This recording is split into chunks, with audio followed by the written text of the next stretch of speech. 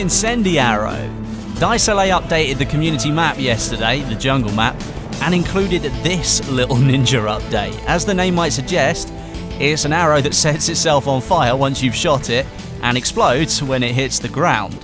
It deals damage over time just like the incendiary grenade does, and while that might not sound very cool or important, it was hella fun to play with. Sure, you won't get many kills with it, and the fact that you have to equip the phantom bow as a primary, and you can only pick one arrow type per life, you have to pick that in the loadout menu, it kind of means you're essentially useless at helping your team, but that doesn't really matter right now because it is only in testing.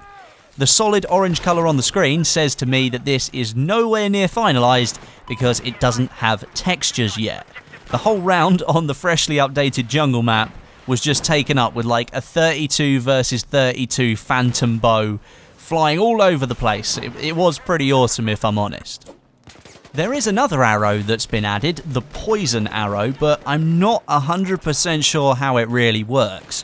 When you fire it and it lands next to an enemy, you start seeing hit markers on the screen indicating that you're dealing damage, but I can only assume by the name, poison, that once it hits the ground, it releases some kind of toxic gas, like the gas grenade in Battlefield Hardline maybe.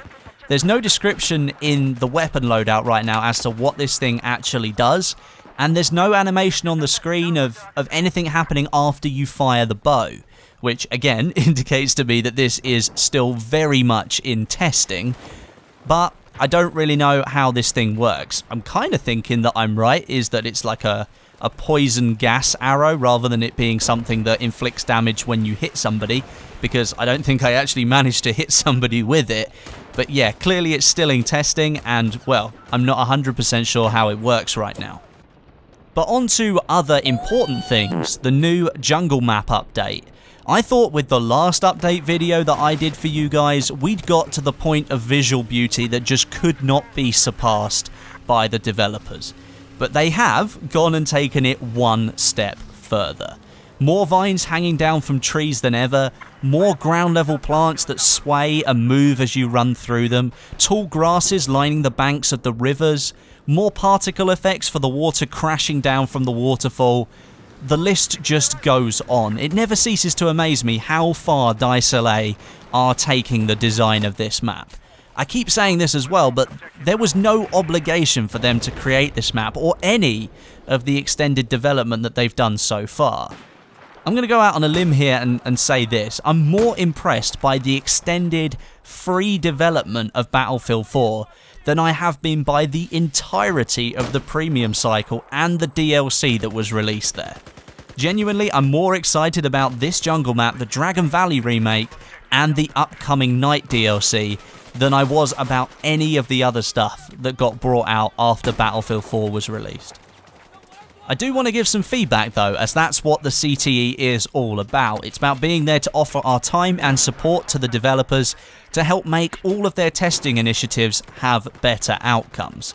Now, I've already posted these on the CTE Reddit forum, but I'm going to speak about them here as well, as it will probably give you a good idea of how far this map has come since the last update. Number one, the map plays extremely well now. It feels really well balanced, and there doesn't appear to be one specific area of the map that gets played all of the time. It seems fairly well spread out. I would say though that the temple and the ghost town are still the hotspots of the map, with the plantation, which has just been redesigned by the way, kind of felt a little bit left out if I'm honest. Not sure what can really be done to combat this, but the distance and the amount of foliage may simply just be hiding the objective so well that people just don't bother to go for it. Number two, the logging camp, and I touched on this in my last video, is 100% better with the new buildings and the inclusion of that river into the capture zone. I really like this flag now. But one thing, it's stupidly hard to navigate rib boats and hovercrafts through that narrow gap on the river underneath the wooden huts. Even at low speeds, when you're capping the flag, you can get yourself stuck extremely easily. Maybe it could just be widened slightly. It does create a good choke point for firefights, but ultimately it's a death trap for any player who tries to cruise through there whilst moving around the map. And maybe that was the intention, maybe that was the way it was designed, but for me, it just doesn't make any sense as it is right now. Number 3, the area behind the temple is now open and sparse. It's either been moved forward or the cave has been made bigger.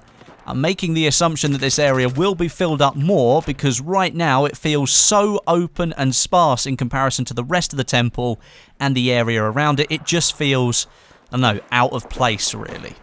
Number 4, Ghost Town Destruction.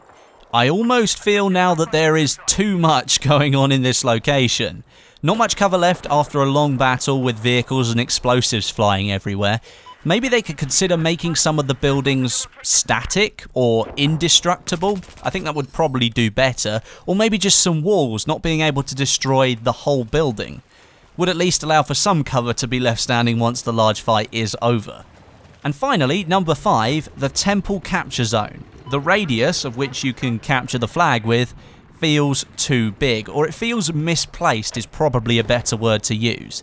Right now you can cap the flag from way outside the center of the temple at the front, where you're in the river there, or if you're in the pool in the middle, as soon as you venture past that towards the monument at the back, you leave the capture radius.